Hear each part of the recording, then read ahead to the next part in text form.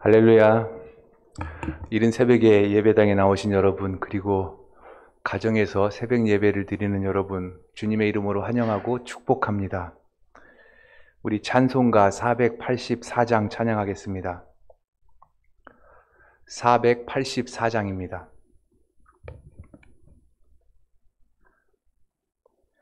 내 맘에 수여 소망되소서. 주 없이 모든 일 헛되어라. 밤에나 낮에나 주님 생각, 잘 때나 깰 때 함께 하소서. 지혜의 주여 말씀으로써 언제나 내 안에 계십소서. 주는 내 아버지, 나는 아들. 주 안에 내가 늘 함께하네. 세상의 영광 나 안 보여도 언제나 주님은 나의 기억. 주님만 내 맘에 계시오니 영원한 주님 참 귀하셔라. 영원한 주님 내 승리의 주, 하늘의 기쁨을 주옵소서. 어떠한 고난이 닥쳐와도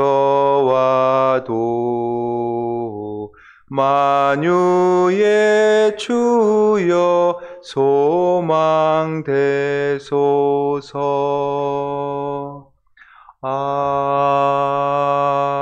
아멘.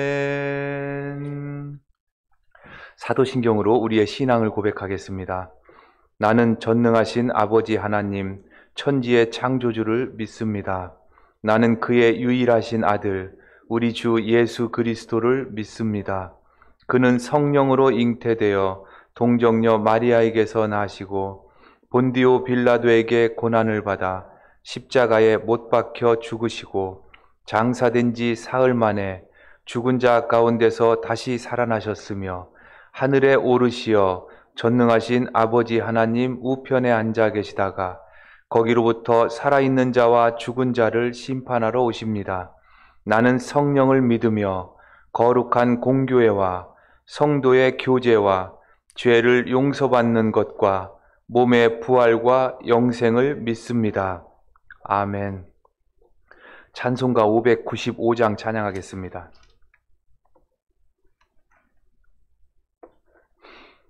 595장입니다. 나 맡은 본분은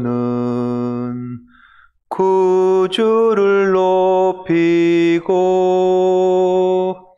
문 영혼 구원 얻도록 잘 인도함이라.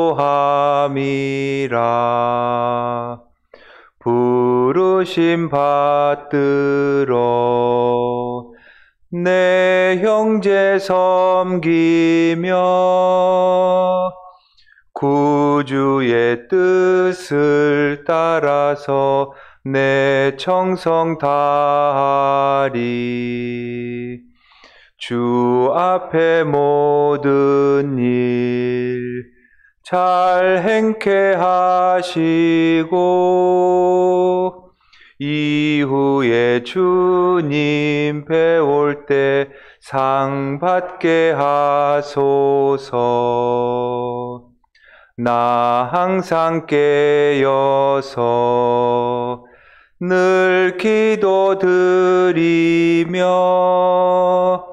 내 믿음 변치 않도록 날 도와주소서. 아멘. 기도하겠습니다. 하나님, 우리 오늘도 각자의 기도 제목을 가지고 주 앞에 나왔습니다. 무엇보다 하나님, 우리에게 은혜를 베푸셔서 우리를 하나님의 자녀를 삼아주시고 또 우리가 그리스도인으로서 마땅히 살아갈 지혜와 방편 주심을 감사합니다. 하나님, 우리에게 주어진 소명 기억하게 하시고 잘 감당하게 하시고 좌루나 우루나 치우치지 않게 하시고 오로지 우리 눈앞에, 우리 발 앞에 뚜렷한 십자가가 있어서 그것을 보고 걸어가는 저희들 인생 여정되도록 인도하옵소서. 예수님의 이름으로 기도드립니다. 아멘. 오늘 우리에게 주신 말씀은 로마서 15장 14절부터 21절까지입니다. 15장 14절부터 21절까지입니다. 한 절씩 교독하겠습니다. 제가 먼저 읽고 마지막은 함께 읽겠습니다. 내 형제들아, 너희가 스스로 선함이 가득하고 모든 지식이 차서 능히 서로 권하는 자임을 나도 확신하노라. 그러나 내가 너희로 다시 생각나게 하려고 하나님께서 내게 주신 은혜로 말미암아 더욱 담대히 대략 너희에게 썼노니, 이 은혜는 곧 나로 이방인을 위하여 그리스도 예수의 일꾼이 되어 하나님의 복음의 제사장 직분을 하게 하사 이방인을 제물로 드리는 것이 성령 안에서 거룩하게 되어 받으실 만하게 하려 하심이라. 그러므로 내가 그리스도 예수 안에서 하나님의 일에 대하여 자랑하는 것이 있거니와, 그리스도께서 이방인들을 순종하게 하기 위하여 나를 통하여 역사하신 것 외에는 내가 감히 말하지 아니하노라. 그 일은 말과 행위로, 표적과 기사의 능력으로, 성령의 능력으로 이루어졌으며, 그리하여 내가 예루살렘으로부터 두로 행하여 일루리곤까지 그리스도의 복음을 편만하게 전하였노라. 또 내가 그리스도의 이름을 부르는 곳에는 복음을 전하지 않기를 힘썼노니, 이는 남의 터 위에 건축하지 아니하려 함이라. 기록된 바 주 예수지 않 것이요 듣지 못한 자들이 깨달으리라 함과 같으니라. 아멘. 우리가 흔히 카리스마라는 말을 합니다. 카리스마. 근데 카리스마가 이제 좀 리더십 좀 있고 뭔가 앞에서 이렇게 끌어내는 힘이 있고 이런 사람들을 우리가 흔히 카리스마가 있다 이렇게 얘기하는데, 실제 성경에서는 이 말이 조금 다른 의미가 있습니다. 카리스마는 우리가 익히 알고 있는 대로 은사를 이야기합니다. 하나님이 주신 선물인 거죠. 그 은사를 가리켜서 이제 헬라어 그리스어로 카리스마라고 합니다. 근데 우리가 또 이 은사임에도 불구하고 이 은사로서의 카리스마를 생각할 때 우리는 어떤 직책을 생각하는 경향들이 있습니다. 그래서 우리가 뭐 집사가 되고 권사가 되고 이런 것에 하나님이 우리에게 이제 은사를 주셨다, 이런 직책 안에만 머무르는 것으로 우리가 하나님의 은사를 생각할 때가 있습니다. 그러나 더 중요한 것은 그 직책 안에 담겨 있는 내용이겠죠. 우리가 수행해야 할 내용. 우리가 집사로서 또는 사역자로서 우리에게 그런 직책이 주어졌을 때 그 직책 안에 담겨 있는 내용이 무엇인지, 사실 이것을 엄밀히 살펴보는 것이 은사를 더욱더 은사되게 하는 것이라고 생각합니다. 바울을 가리켜서 우리는 바울 사도라고 합니다. 근데 그냥 바울 사도라고 하지 않고 거기에 가끔 수식어를 붙이는 경우가 있습니다. 바울 사도, 사도 앞에 이방인을 위한 사도, 이런 말을 합니다. 바울 사도는 이방인을 위한 사도입니다. 그럼 이방인을 위한 사도가 있다면 이제 또 다른 사도, 이제 바울 사도를 대비해서 붙이는 이름이 있을 수 있겠죠. 보통 우리가 사도라고 하면 예수님과 3년 동안 공생애, 동고동락을 함께하고 또 예수님에게 직접 가르침을 받은 12명을 가리켜 사도라고 합니다. 이분들을 이제 1차 사도, 우리가 베드로라든지 요한이라든지 야고보라든지 이런 사도들이 이제 1차 사도겠죠. 바울 사도는 조금 다른 거예요. 이 성경 기록에 봐서도 그렇고 바울이 예수님을 생전에 만나봤다라는 기록은 없습니다. 그러니까 바울이 처음 예수님을 경험한 것은 이제 다마스커스로 가는 도상에서 예수님을 환상으로 만난 것, 그것이 아마 예수님을 구체적으로 만난, 그런데 이건 이제 환상으로 만난 것이겠죠. 이런 만남밖에 없는 거예요. 그런데 이제 바울에게 사도라는 이름을 붙게 됩니다. 그건 뭐 스스로 붙였는지 누가 붙여줬는지 그거는 명확하게 알 수는 없습니다. 그러면은 이방을 위한 사도, 바울 사도와 비견되는 예루살렘에 있는 실제 사도, 그 사람들을 제가 이름을 한번 붙여봤습니다. 예루살렘 사도, 이렇게 하면 어떻겠습니까? 바울은 이방인을 위한 사도, 바울 사도와 비견되는 예루살렘 사도. 이 두 사도가 처한 삶은 참 많이 달랐습니다. 바울 사도는 우리가 아는 대로 매를 맞고 굶주리고 감옥에도 갇히고 항상 위험에 도사리고, 사도직을 감당하는 데 있어서 바울은 이런 위험들이 늘 있었던 거예요. 그러면서도 또 한편에 바울이 갖는 나름대로 서러움이 있지 않겠습니까? 예루살렘 사도는 주류라고 할 수 있습니다. 거기에 비견되면 바울 사도는 비주류지요. 또 예루살렘 사도는 지도자로서 명성을 가지고 있습니다. 그러나 바울 사도는 야인으로서 늘 사도라는 의심까지 받고 그렇게 살아가는, 사도직을 수행하는 사람이었습니다. 바울 사도, 이방 사도, 그리고 예루살렘 사도. 특별히 또 바울 사도가 이방인을 위한 사도라고 했을 때 이 이방인은 사실 유대인이 유대교에 머문 유대인이든 기독교로 개종한 유대인이든 이방인에 대해서는 접촉 자체를 꺼려하는 그런 어떤 풍습이 있지요. 그런데 바울이 이방인을 전도한다고 하는 그런 사도직을 수행한다고 하는 거에 대해서는 나름대로 조롱도 있었을 겁니다. 그리고 그것을 귀하게 여기지 않는, 하시하는 이런 경향들도 있었을 겁니다. 이런 것들을 다 감당한 바울입니다. 우리가 신약 성경이 27권이잖아요. 근데 바울이 저자다라고 하는 것이 13권 정도입니다. 그럼 반이 넘어요. 신약 성경 27권 중에 반이 넘는 걸 바울을 통해서 기록되게 된 겁니다. 바울의 공로가 무엇일까? 물론 이방인을 전도해서 하나님의 복음이 이방인에게까지 퍼지게 한 거, 이건 뭐 분명한 공로죠.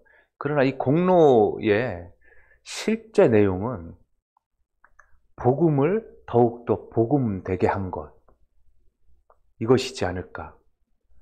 복음을 더욱더 복음되게 한 것. 이게 어떤 말씀이냐면요, 복음을 가리켜서 유앙겔리온이라고 합니다. 유앙겔리온, 이건 기쁜 소식입니다. 근데 이 기쁜 소식이라는 말 앞에 무슨 한정, 수식어 이런 거는 붙지 않아요. 기쁜 소식. 그러니까 무슨 말씀이냐면 누구에게만 기쁜 소식 이런 건 없어요. 그렇다면 이것은 인류 모두에게 기쁜 소식인 겁니다. 복음은요. 바로 제가 바울의 공로가 복음을 복음되게 했다라고 하는 것은 모든 인류에게 미치는 복음으로 확대시켰다는 거예요. 그래서 복음이 비로소 복음되게 했다는 거예요. 그럼 만약에 바울의 이방 선교가 없었다면 저희 추측입니다만, 그러나 성령은 또 그렇게 하시진 않았을 거예요. 또 다른 어떤 방법을 사용하셨겠죠. 그러나 단순하게 바울 사도의 공로가 없었다면, 즉 예루살렘 사도의 사역만 있었다면 이 복음은 팔레스타인 근동 지역에 한정돼 머물러 있을 수도 있었을 겁니다. 다시 말해서 유대교의 아류로서의 기독교로 머물러 있을 가능성이 있습니다. 그럼 거기엔 유대교와가 다른 것이 없죠.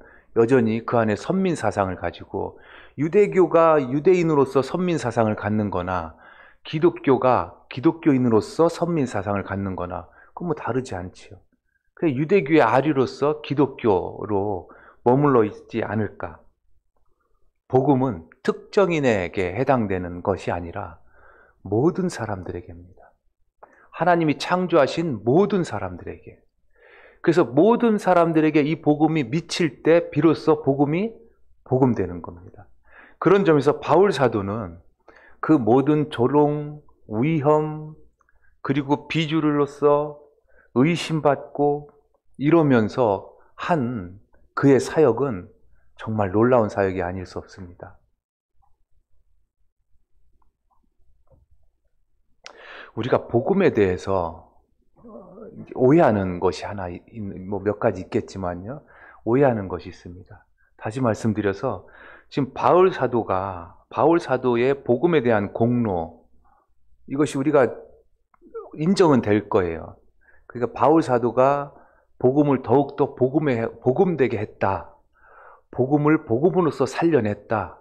이것이 우리에게 실감이 되지 않는 이런 것들, 또는 바울 사도가 아니었다면 예루살렘 사도를 통해서 그저 지역적인 하나의 종교로 유대교의 아류로 머물 수밖에 없었다라고 하는 것이 실제 우리에게 실감이 되어야 되는데, 왜냐하면요, 우리도 그럴 수 있는 경향이 많이 있어요.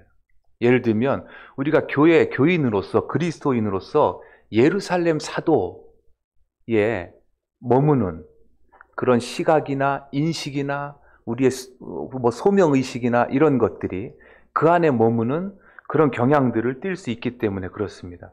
그런 점에서 복음에 대한 오해를 우리가 한번 좀 언급해 봤으면 좋겠습니다. 복음을요, 영적인 풍요로움으로 우리가 이해하지 않고 하나의 교리로 이해하는 경향입니다. 근데 이걸 우리가 영적 감각으로 실제로 이렇다는 것을 느끼기가 쉽지 않습니다. 그냥 교리적인 이해가 실제로 우리는 영적인 풍부함을 누리고 있는 것으로 착각할 때가 있습니다. 우리는 교리적으로 얼마든지 설명할 수 있습니다. 십자가의 사역도 이야기할 수 있고, 그것이 어떻게 우리에게 구원을 이루게 하는지에 대한 논리적인 설명도 할 수 있고, 물론 교리가 필요하지요. 어떤 종교든 간에 그 종교가 갖고 있는 정체성을 교리적으로 설명하는 건 필요합니다. 그러나 그 설명은 결국 영적 풍요로움을 누리는 차원을 누리기 위한 설명인 것이지, 그 설명 자체에 머무르는 것은 크게 의미가 없기 때문에 그렇습니다. 우리가 복음을 영적 풍요로움으로 생각하지 않고 교리 수준으로 머물러 있다라고 하는 그 근거가 뭐냐? 그렇게 이야기하는 근거가 뭐냐? 제가 두 가지 한번 생각해 봤습니다. 우리에게 주어진 삶, 그리고 우리 인류가 살아낸 역사, 그건 과거만이 아니라 우리의 현재적인 삶, 미래적인 삶, 그게 우리의 삶, 우리가 살아낸 역사, 이런 것들에 대해서 진지하게 생각하지 않는 거예요. 우리가 왜 살아야 하는지, 어떤 가치를 추구해야 하는지, 우리가 어떤 길로 걸어가야 되는지, 인류가 걸어왔던 그 역사의 많은 것들을 되돌아보고 거기서 교훈 삼고, 그런 부조리한 것이 다시 반복되지 않고 새로운 것들을 추구하고, 이런 진지함이 우리에게 있는가 하는 겁니다. 이런 것이 없다면 우리는 복음을 영적인 풍요로움으로 생각하는 것이 아니라, 또 누리는 것이 아니라 교리 수준에 머무른 것이라고 볼 수 있는 겁니다. 또 하나 확인할 수 있는 방법이 있습니다. 자기 욕망으로부터 자유하지 못합니다. 복음을 그 속에서 영적 풍요로움을 느낀다면, 그것을 누린다면, 우리는 기본적으로 쉽진 않은 일이지만 자기 욕망으로부터 자유할 수 있어야 하고, 적어도 이 자유를 추구해야 합니다. 근데 실제 우리가 복음 안에서 이런 영적 자유를 추구하고 있느냐, 자기 욕망으로부터 자유함을 추구하고 있느냐, 벗어나려 애쓰고 있느냐 하는 부분이 우리가 살펴보고 있느냐는 것이죠. 삶과 역사에 대한 진지함이라는 것은 삶의 본질, 삶의 가치를 진지하게 바라보고 추구하는 삶을 이야기하는 겁니다. 자기 욕망으로부터 자유하지 못하다라고 하는 것은 여전히 소유를 지향하고 그 소유를 더 키우기 위해서 경쟁에 우리의 모든 에너지를 쏟아붓고, 그렇다면 이런 상태라면 삶의 본질, 가치 이런 것도 잊어버리고 소유, 그것을 더 소유하기 위한 경쟁 이런 것에 온통 우리의 에너지를 소진하고, 그런다면 이것을 가리켜서 복음의 영적 풍요로움을 우리가 깨닫고 누리고 있는 것이냐, 이걸 한번 생각해 볼 수 있다는 것이죠. 문제가 있으면 해결 방법도 있습니다. 이런 것의 해결 방법은 다른 것이 없는 것 같아요. 이것도 하나님의 은혜가 미쳐야 합니다. 하나님의 능력이 미쳐야 합니다. 하나님의 은혜, 하나님의 능력이 있지 않고는, 그런 능력을 덧입지 않고는 사실 우리가 우리의 삶 속에서 본질적인 것 추구하고 가치를 지향하고 또 소유를 지향하고 그 경쟁을 억제하고, 그리고 오히려 영적인 풍요로움이 무엇인지 거기에 관심을 집중하고 그것을 누리고 그 능력으로 우리의 모든 현실적 상황을 긍정적으로 변화시키고, 그것이 우리가 애써서 되는 일은 아닌 것 같아요. 하나님의 은혜, 성령의 능력 이것을 덧입지 않고는 이런 삶은 그저 우리가 막연한 바람에 불과할 것이기 때문에 그렇습니다. 성령의 능력이 역사하기 위해서는 그래도 우리가 해볼 수 있다는 것이 무엇일까? 성령의 능력이 역사하기 위해서는 우리의 삶 속에서 좀 영적인 감수성을 예민하게 유지하는 것이 필요한 것 같아요. 우리의 영적인 감수성을 예민하게 유지하는 것. 사실 우리가 지금 새벽 기도 시간은 사실 묵상의 시간입니다. 그 묵상의 본질이 뭘까도 한번 생각해 보시죠. 우리가 하루에 한 30분 남짓 우리가 첫 시간을 이렇게 하나님 앞에 나왔습니다. 그럼 여기서 묵상할 때 이 묵상의 본질, 성령이 나를 통해 역사하시도록 나를 내어 맡기는 것, 이거 한번 해보는 것, 이렇게 목표 삼으면 어떨까요? 새벽 시간에 우리가 한 30분 묵상하는데 찬양도 하고 또 우리가 말씀도 나누고 하지만 이 시간의 본질을 성령이 나를 통해 역사하도록 나를 내어 맡기는 것. 이 시간에 오늘 뭐 하지 계획 세우고 이러는 것이 아니라 그냥 다 내려놓고 근심도 걱정도 오늘 할 일도 이 모든 것들 다 내려놓고 그저 성령이 나를 통해서 역사하시도록 내 마음을 비우고 내려놓고 그렇게 첫 시간을 시작하는 것. 이런 것들이 우리가 영적인 감수성을 예민하게 하는 것이 아닌가. 이런 감수성에, 이런 영적인 마음 상태에 하나님의 은혜가 임할 것이다. 하나님의 능력이 미칠 것, 덧입힐 것이다. 이런 것들을 제가 한번 바라보는 겁니다. 그렇게 할 때 이제 바울의 영적 감수성도 우리가 이제 엿볼 수 있게 되는 거죠. 영적 감수성. 지금 사실 사도라고 할 때 그 직책이 갖는 위엄, 권위 이런 것들이 대단할 겁니다. 그렇지 않겠습니까? 그냥 베드로 하면 예루살렘 이 당시 한번 생각해 보시죠. 베드로 지나간다 하면 그냥 그 옷깃이라도 만지려고 하고 아마 예수님이 에서 나타났던 그런 권위에 빗댄 그런 권위들이 있지 않았겠어요? 바울 사도는 전혀 그런 것이 없었죠. 의심이나 받고. 그런데 바울의 영적 감수성은 뛰어났던 것 같아요. 여기서 뛰어났던 것은 사도라는 직책이 아니라 그 사도라는 직책에 담긴 내용, 이것에 집중한 거죠. 그렇기 때문에 그 사역을 올곧이 다 감당할 수 있는 것이 아닐까. 그런 감수성, 예민한 감수성이 있기 때문에 하나님의 은혜가 동행한 것이고요. 하나님의 능력이 덧입혀진 것이고요. 그렇게 된 것이 아니겠습니까? 오늘 16절이나 19절, 많은 건 아니어도 보면 이런 것들이 저는 이제 그렇게 연결돼서 읽혀지는 겁니다. 제가 16절 한번 보겠습니다. 이 은혜는 곧 나로 이방인을 위하여 그리스도 예수의 일꾼이 되어 하나님의 복음의 제사장 직분을 하게 하사 이방인을 제물로 드리는 것이 성령 안에서 거룩하게 되어 받으실 만하게 하려 하심이라. 이랬습니다. 그러니까 이방인을 위한 사도, 그러니까 바울 사도라고 할 때는 그 앞에 있는 붙는 수식어가 바울에겐 더 중요했던 것 같아요. 난 사도다. 그러나 이방인을 위한 사도다. 그 이방인을 위한 사도 그 일에 있어서 이런 감수성, 이런 영적 통찰력, 거기에 주어진 하나님의 은혜의 동행, 이것이 비춰지는 것이 아닐까. 19절도 마찬가지입니다.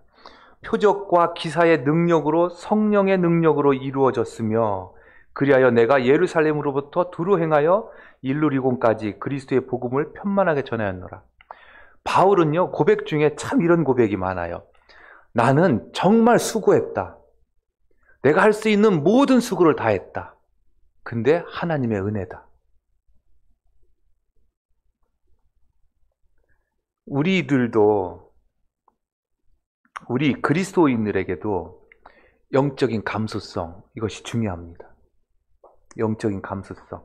바울에게는 이방인을 위한 사도라는 그런 직책, 그런 부여된 사역들이 있었다면 우리도 마찬가지죠. 우리도 집사라는 직책, 권사라는 직책, 장로라는 직책, 전도사, 목사, 이런 다 직책들이 있잖아요. 근데 우리는 자칫하면 이 직책 자체를 은사로 생각해서 그 안에 머무르는 거예요. 그 안에 머무르는 순간 이 직책은 정말 쓸데없는 직책이 될 겁니다. 그냥 바울처럼 사도 했으면, 그 사도 직책에 머물렀으면 참 쓸데없는 사람 되지 않았겠어요? 그 직책이 담겨 있는 내용, 이것에 대해서 우리의 모든 영적 감수성을 다 투영해 봐야 되는 거죠. 이 안에서 우리가 무엇을 해야 하느냐? 하나님이 우리에게 주신 비전이 무엇이냐? 우리가 무엇을 감당해야 하느냐?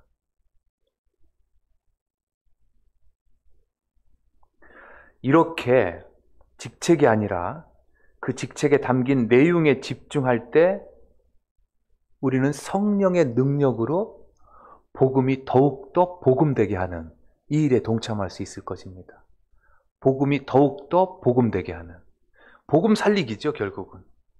우리 안에 있는 복음을 새롭게 살리는 것. 이것이 필요해 보입니다.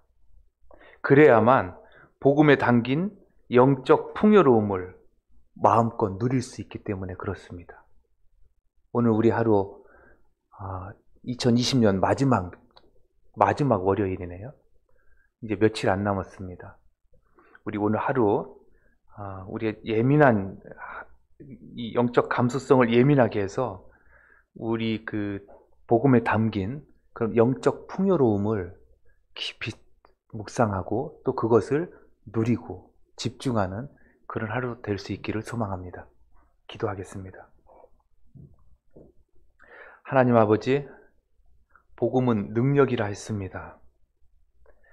그 능력 앞에 우리가 여전히 두려워하고 불안해하고 집중하지 못하고 허무해하고 결핍을 느끼고, 그리하여 그 허무와 결핍을 채우기 위해서 엉뚱한 것에 집중하고 살아가는 저희들의 안타까운 삶이 있습니다. 하나님, 오늘 말씀을 통해 우리가 나눈 대로 우리의 삶이 변하게 도와주옵소서. 우리의 발걸음의 방향이 바뀌게 도와주옵소서. 복음을 바라보게 하시고 그 복음 안에 있는 풍요로움을 보게 하시고 맛보게 하시고 그 안에서 우리가 마음껏 뛰놀며 하나님을 찬양하며 그것으로 우리의 삶의 여러 가지 어려운 형편들을 넉넉히 극복하고 살아내는 저희들의 복된 삶 되도록 축복하옵소서. 예수님의 이름으로 기도드립니다. 아멘. 우리 주기도문으로 마치겠습니다. 하늘에 계신 우리 아버지, 아버지의 이름을 거룩하게 하시며 아버지의 나라가 오게 하시며 아버지의 뜻이 하늘에서와 같이 땅에서도 이루어지게 하소서. 오늘 우리에게 일용할 양식을 주시고 우리가 우리에게 잘못한 사람을 용서하여 준 것 같이 우리 죄를 용서하여 주시고 우리를 시험에 빠지지 않게 하시고 악에서 구하소서. 나라와 권능과 영광이 영원히 아버지의 것입니다. 아멘. 우리 개인 기도 하시기 앞서서 간단하게 두 가지 합심해서 중보기도 하기 원합니다. 우리 이혜리 집사님, 어머님 소천하셨습니다. 오늘 장례에 있습니다. 그 가정에 위로가 있기를, 또 오늘 하루 주어진 장례 일정이 무사히 마무리되기를 위해서 기도해 주셨으면 좋겠고요. 또 하나는 우리 코로나 사태로 인해서 어려움을 겪고 있는 우리 하나교회 성도들이 있을 겁니다. 특별히 자영업 하시는 분들은 참 어려울 것입니다. 우리 자영업 하시는 우리 성도들 분들 한 분 한 분 기억하시면서 하나님의 은혜로 굳건히 견뎌내도록, 또 돕는 손길이 일어나도록 위해서 우리 함께 기도하고 그리고 돌아가시겠습니다. 우리 주여 한번 외치고 기도하겠습니다. 주여! 하나님 아버지,